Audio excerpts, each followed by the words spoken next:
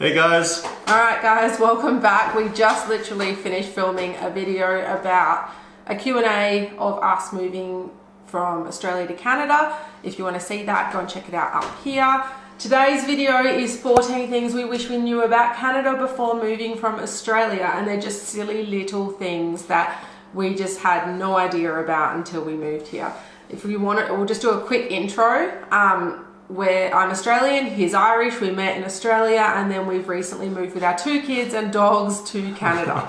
If you want to see more about us though, you can check out our other videos on our channel. That intro is getting quicker and quicker. I know, every time I'm like, say this whole thing and it's just getting quicker and quicker because, well, it's just too hard to go through it all. You should know us by now. Yes, go and check out my Instagram if you want to know more. Okay, so 14 things we wish we knew about Canada before moving from Australia. I have written a whole blog about it on our www.becandconnor.com blog. There is not a huge amount on there. There's probably about maybe 10 blogs about Canada and other things. I'm adding to it each week, and this one will also be included if you want to share it around with your friends, family members, or partner to try and persuade them to move to Canada. Alright, so the number one thing we did not know about moving before we moved to Canada was tax isn't included in the actual price. So when you go to the when you go to the grocery store and go down an aisle and you pick up peanut butter or jerky, which I'm hiding from you guys here because I'm hungry, if it says $5 on the price tag, it's not $5. When you go to the checkout and you scan it, taxes will be added. Taxes are different in each province. You'll have to go and check that out yourself. I'm pretty sure in Alberta, where we are, it's about 5% each item, and certain items are different, or some are free. So free from tax, I mean.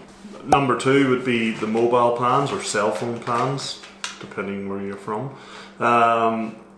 Australia and the UK. The UK's probably got the best cell phone plans for, what you get and how much you have to pay. Australia's pretty good too. Yeah. Like you get many gigabytes on your plans in Australia. Yeah. Canada's just terrible. Like, wasn't I on 20 gigabytes for $35 a month in Australia? And here it's 30. Oh yeah, I wrote it down here. Yeah. I wrote this blog a while ago. When we lived in Australia, prepaid mobile phone covers, $30 for 30 gigabytes. Whereas here, it's $35 for 2.5 gigabytes. Yeah, and they're just very hard to come by. If you're using a prepaid phone as well and you don't want to commit to a plan, don't top it up or recharge it, you cannot call that phone number either. So it gets it gets quite painful, especially when you don't want to commit to a plan just yet. Like we don't necessarily need a plan because we use Wi-Fi everywhere. Yes, and because I'm at home, a stay-at-home mum, I don't really need, I just pay for prepaid credit. And like Connor said, the other day I didn't pay it on time, so they suspended my phone number. What? I think our Amazon trucks got stuck in our laneway. Oh no, I haven't even got any Amazon orders coming. What has he done? Has he tried to... He's sideways on the laneway. Because it's snowing, or has been snowing. We might have to go and help him. Is it an Amazon truck? I think so. I haven't even ordered Amazon. We get a lot of people coming here delivering and they get the wrong address. While Connor's sorting that out, I'll just finish this one about mobiles off, and then when he comes back, we'll finish number 3. But with the mobile phone issue, I didn't pay my phone credit on time because I do it manually. I don't do an automatic top up. Because I'm a bit old school, and they suspended my number. So if the school rang for Tilly, for my daughter to come pick her up because she's unwell, or Connor wanted to call me, or there's an emergency, I cannot call out or call in other than an emergency number like 911. So that's very different to Australia. The Prime van is still stuck on our driveway. I don't know what they've done, so we might go and investigate. Not what I want to be doing on a Sunday. Okay, the Prime guy is out of our driveway now, and we finished talking about mobile plans being pretty terrible in Canada. Can't breathe. Although there is good phone reception. There is very good phone reception in Canada compared to Australia. Even when you're rural and remote, there's a lot more service in areas.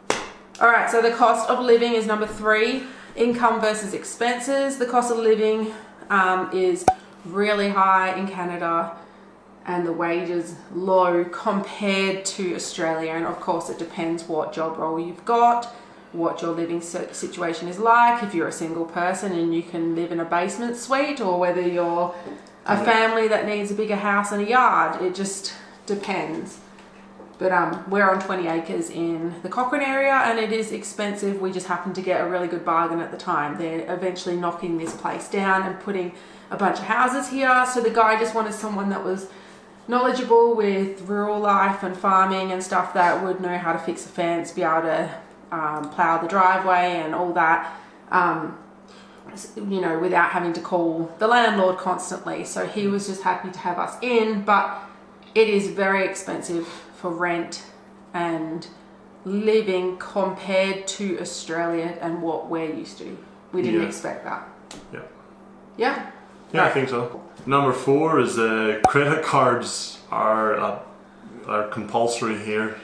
Like a lot of shops or a lot of different things, that activities you want to do, only accept credit cards. As a first-time person in Canada, if you want to rent a car, you're going to need a credit card. Yes, so when we landed here, we thought we were being smart with our bank, Commonwealth Bank of Australia. We organised a travel card, which is like a debit travel card, credit card sort of thing. So when we got out of quarantine, we had to do quarantine when we landed here for the COVID crap. But when we landed here, we had to go and get a rental, to go and buy a car and buy furniture. And we used our travel card and they declined it, and we had to go from place to place to find somewhere. Everything's paid on credit card, including our Walmart online groceries. You cannot use your debit card, you have to use a credit card. So I tried to fuel up yesterday using my debit card. It wouldn't work. And if you go to Costco though, you can't use your credit card. You have to use a Costco credit card, or you have to use your debit card. And we're really make sense. We're the sort of people, we've never had the need for a credit card before, especially in Australia, so we don't like the idea of owing money, and that's just been a new thing to get Which over. are saying for a bit old school, like still buying prepaid phone credit. Traffic rules. Traffic rules are pretty much the same, but there are some little things that are different compared to Australia. Like, you've got to drive on the right hand side of the road. Yes, in Australia it's the left, and there are certain little things, and it depends on what province you are from, so you need to research yourself. Don't go to, say, BC, I mean BC does this, but say Toronto and they don't do this. But if you're at a traffic light in Alberta and BC and there's a sign saying you can turn right when it's red, you can turn right, and we would be at the traffic light and it'll be red, and we have people beeping and honking behind us. There's not often a sign there. There's usually only a sign there if you're not allowed to do it. Yes, there's not a sign there saying you can do it. There's a sign saying that you can't do it. So people would honk and beep at us, and we're like, what is their problem? It's a red light. Well, it's a thing here. You can make a right turn as long as it's safe on a red light. Yes, in certain provinces. The other one would be 4-way stops, and there aren't very many roundabouts here. No, they don't like roundabouts. They love their traffic lights. And 4-way stops, and 4-way stops. Number 6, we're just rushing through these because it's been a hell of a day, and this is our second video. But coffee, I know it probably depends on what country you're from, what you're used to, but for us, coffee is amazing in Australia, and it was yuck coming here. We were not used to it at all. I just found that anywhere I went in Australia and asked for the same style of coffee, a flat white, I pretty much got a flat white. Whereas here, if I ask for the same style of coffee, it really depends on what shop you go to and how good it is. And the coffee tastes very different. But now, I love coffee here. Like, it took me a good couple of months to like it.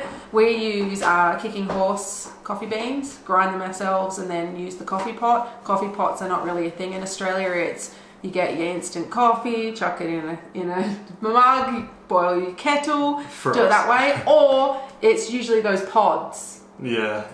Like a Keurig, but different. But coffee pots are not really a thing in Australia. No, whereas kettles are not really a thing here. Yeah. Although Dad's friend, she uses a kettle. Yeah. All right, next one. Banking is quite behind Australia. And now when we're saying all this, I know we're making it sound like Canada's crap and Australia's good, and then it's like, why did you move here? But these are just strange things that we didn't. Well, like, so when you have a debit card and you make a purchase on that, they charge you. The first 15, yeah. is it? The first 15 transactions you get charged for, and then after that depending on your bank and that. But there's other bank account fees, which Australia does too. But it's the instant transfers too. Like in Australia, it's a lot easier and quicker, and it's sort of a newer thing here compared to Australia anyway. Yeah, their apps have really come along since we have been here, but at the start it was quite... And you have to verify your account like multiple times. Oh, and they still use checks. Yes, checks are very common. I have not used a checkbook since 2010 until coming here. Yes. Where we've had to have checkbooks. Like all of our rent payments, we just paid them all up front for a whole year, and didn't pay the whole year up front, but filled out a bunch of checks, gave them to the landlord, and then he cashes them each month. Yeah. Checks are very big compared to Australia. So then the next one would be vehicle registration and insurance. The vehicle registration in Australia can be, well, I think our last one was about $900, and it depends on the vehicle and the emissions.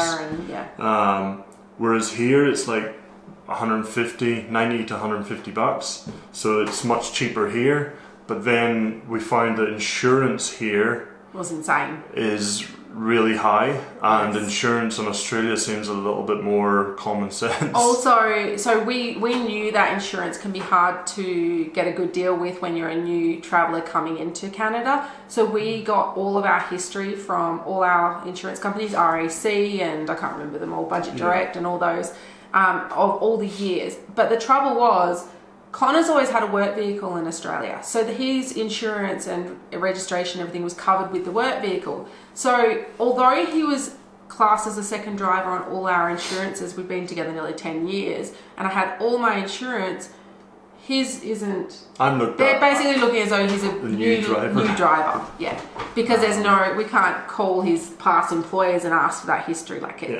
So it's expensive. I think our truck and our car is $3,500 for the year, but that's cheap compared to other ones we've got, and we've had to go through brokers and that to get that deal. Yeah, and the other one that Bec's probably not used to, so in Western Australia and here in Alberta or BC, you don't have to take your vehicle over a pit for a safety check every year. Like in the UK, they call that an MOT. So we don't have to pay for that here. It's just keep your registration up to date, and you should be good. When we did move though between the provinces, so when we moved from BC to Alberta, we did have to get the truck registered in Alberta, so that meant we had to do that, go to the mechanic, make sure it's sound, fix whatever they say, and then you can go in and get a new plate for Alberta. If you live in the state, your vehicle has to be registered under that state. Alright, food. Food will taste different, and I know that's because you're just not used to it, but bread does not taste the same in Australia to Canada. Barbecue sauce is completely different. I know these are like first world problems, but he likes the barbecue sauce here. It's very smoky. I love my Master Foods, Coles brand, whatever, barbecue sauce from back in Australia. Chicken salt is not a thing here. My dad has brought a bunch over. There is no Vegemite. There is no Allen's lollies or candy.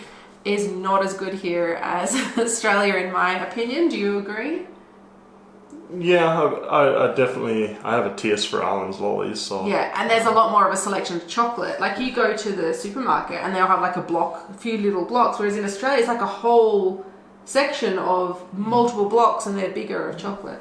Yeah, and in the shops, like for hand size, like just the normal snack size chocolate bars and that, it's quite weird. There's no aisle with those on it. The only place I can find them in a grocery store is at the till or the checkout.